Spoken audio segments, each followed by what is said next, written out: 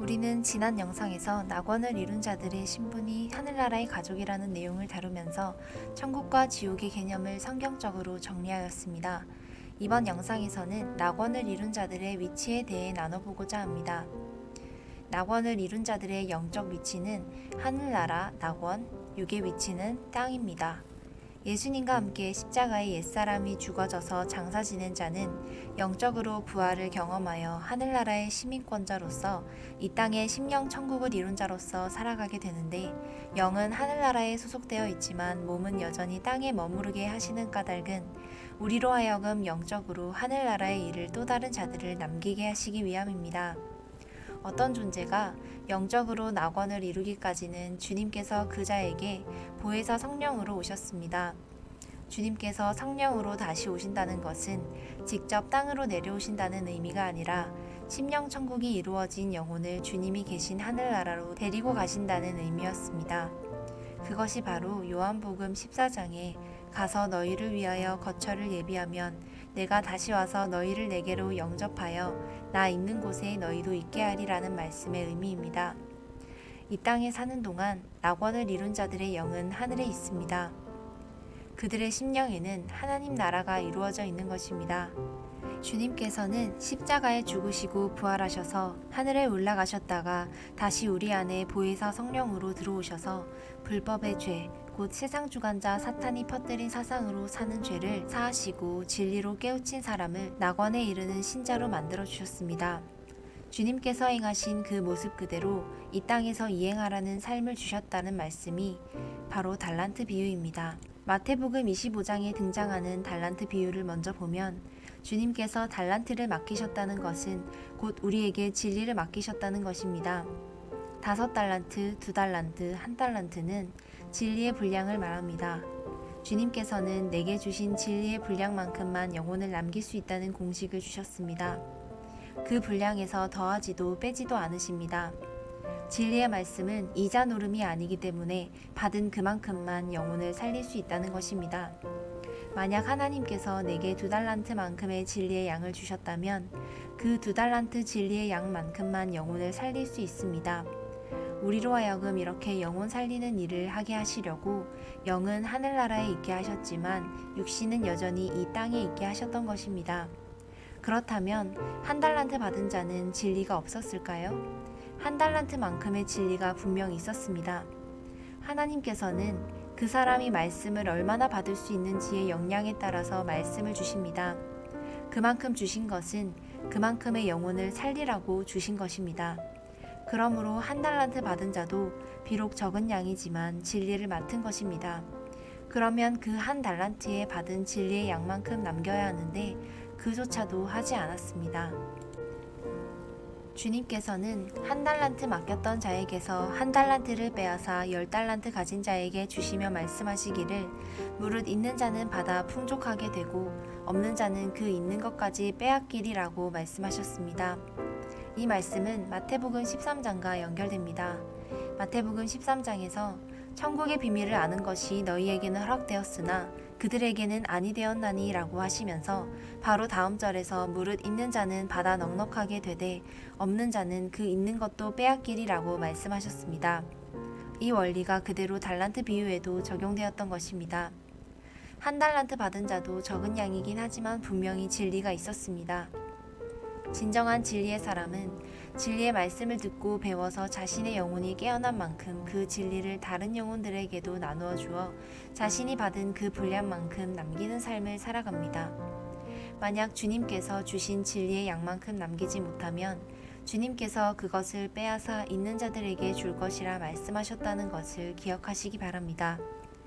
그 결과 있는 자들은 더 풍성하게 되고 주신 진리의 양만큼 남기지 못한 자들은 있는 것조차도 소멸되어 버립니다.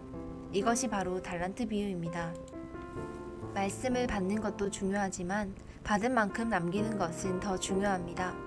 많이 받았든지 적게 받았든지 그 양은 중요하지 않습니다. 내게 진리를 주셨다는 자체가 귀한 것이고 진리를 주신 만큼 누군가에게 주어서 그만큼 남기라는 것이 주님의 뜻입니다. 그만큼 남기면 주님께서 더 열어주시고 더 맡기시고 더 부어주십니다. 주님께서는 네가 적은 일에 충성하였음에 내가 많은 것을 내게 맡기리니 라고 말씀하셨습니다. 적은 일의 원어를 보면 소수의 인원이라는 뜻을 가지고 있습니다. 여기에서 우리는 애초에 주님께서 맡기신 달란트가 사람이었다는 것을 알게 됩니다. 주님께서는 달란트를 맡기고 나서 그것을 남긴 자를 두고 적은 일, 곧 소수의 사람에 충성했다고 하신 것입니다. 주님께서는 영혼을 살리라고 진리를 주셨습니다. 진리를 5달란트만큼 받은 자는 5달란트의 영혼을 남기는 것입니다. 영혼을 남긴 것이 왜 달란트를 남기는 것이 될까요? 그들도 진리를 가진 자들이기 때문입니다. 주님께서 우리에게 주신 진리의 양이 달란트인데 그 진리로 누군가를 살렸다면 살게 된 그 사람 속에 진리가 들어갔기 때문에 그들도 달란트라고 표현하는 것입니다. 그래서 5달란트를 받은 자가 또 5달란트를 남긴 것입니다. 적은 일, 소수의 사람에게 충성하면 더 많은 것을 맡기신다는 것은 더 많은 사람을 살릴 수 있는 진리를 부어줄 것이고 많아진 진리의 양만큼 사람을 살리게 될 것이라는 뜻입니다. 일반 달란트 빚진 자 비유를 풀 때 보통 우리에게 죄를 짓는 자를 용서할 것이냐 말 것이냐의 개념으로 풀었습니다. 그러나 주님께서 말씀하시는 용서의 개념과 우리가 생각하는 용서의 개념은 달랐습니다. 주님께서는 우리에게 먼저 용서를 하셨습니다. 용서하신 죄는 도덕적인 죄가 아니라 불법의 죄였습니다. 주님께서는 우리 속에 있는 불법, 곧 세상 지식이 완전히 소멸될 때까지 우리에게 진리를 부어주십니다. 그 불법은 습성 면에서는 한 번에 고쳐지는 것이 아닙니다. 지속적으로 진리를 통해 훈련을 받는 동안에 불법의 문제가 사라져가는 것입니다. 이것을 두고 지어져 간다라고 하고 성화되어 간다고 하는 것입니다. 우리 속에 불법이 완전히 사해질 때까지 주님께서는 계속 용서하고 계시기 때문에 진리를 계속 부어주신 것입니다. 주님께서는 진리를 부어서 내 안에 불법이 완전히 사라진 상태를 두고 1만 달란트를 부었다라고 표현하셨습니다. 우리 안에 불법이 완전히 사라지고 완전히 신자로 세워질 때까지 용서하시면서 부어주신 진리의 분량을 가득 찬 수인 1만 달란트라고 표현하신 것입니다. 이것이 바로 주님께서 말씀하시는 용서의 개념입니다. 주님께서 우리를 용서하실 때 그냥 용서한다고 말씀하시는 것이 아니라 진리를 부어주심으로 용서하십니다. 우리에게 말씀이 1만 달란트만큼 부어질 때까지 주님은 조건 없이 대출해 주신 것입니다. 그래서 주님께 빚진 자가 되었습니다. 그래서 사도 바울은 헬라인이나 야만인이나 지혜 있는 자나 어리석은 자에게 다 내가 빚진 자라 라고 말했던 것입니다. 그런데 중요한 것은 주님께서는 주님께 직접 갚으라고 대출해 주신 것이 아니라는 것입니다. 그 빚을 주님께 갚을 길이 없기 때문입니다. 그렇다고 갚지 말라는 것이 아닙니다. 반드시 갚아야 합니다. 갚되 다른 자들에게 갚아야 합니다. 예수님께서 우리의 불법을 완전히 사해 주시기까지 1만 달란트만큼의 진리를 끝까지 사랑으로 부어주셨습니다. 그런데 1만 달란트 빚진 자의 비유에서 1만 달란트 빚진 자는 겨우 100데나리온만 나누어 주고 용서하지 못했습니다. 조금 나누어 줘놓고 그 사람은 안 된다고 정죄한 것입니다. 그냥 용서한다고 말하는 것이 용서가 아닙니다. 예수님께서 우리에게 하신 것처럼 우리도 누군가에게 그의 불법이 완전히 사라질 때까지 남김없이 진리를 다 부어주어야 하는 것입니다. 주님께서는 바로 그것을 가르쳐 주신 것입니다. 오직 이것이 하나님께서 대출해 주신 빚을 갚는 길입니다. 진리의 말씀을 받고 혼자만 살려고 해서는 안 됩니다. 받은 진리의 말씀을 다른 영혼들에게 전해 주어서 그대로 남겨야 합니다. 그렇게 하지 않으면 진리를 계속 배워도 소용이 없이 그나마 있는 것도 빼앗길 존재가 될 뿐이며 악하고 게으른 종, 1달란트 받은 자와 같은 자밖에 되지 않는 것입니다. 주님께서는 직접 전파하는 증인이 되라고 하셨습니다. 내 안에 주님께서 맡겨주시는 진리가 없으면 해서도 안 되지만 내 안에 진리가 맡겨졌으면 그것을 입으로든 또는 어떤 모양으로든 반드시 증거해야 합니다. 이것이 바로 남기는 것입니다. 에베소서 2장 4절로 6절에서 하늘에 앉는 것은 육신적 죽음 이후에 천국에 가는 것을 말하는 것이 아니라 이 땅에 사는 동안 심령천국을 이룬 하늘나라 사람이 된 것을 의미합니다. 빌립보서 3장 20절에서는 그러한 존재를 두고 하늘의 시민권을 가진 자라고 표현하고 있습니다. 하늘의 시민권은 돈으로 따질 수 없는 생명을 담보로 해야만 얻을 수 있는 것입니다. 그러니 하늘의 시민권자는 아무나 되는 것이 아닙니다. 골로새서 1장 13절로 14절에서도 그의 사랑의 아들의 나라로 옮기셨다고 말씀합니다.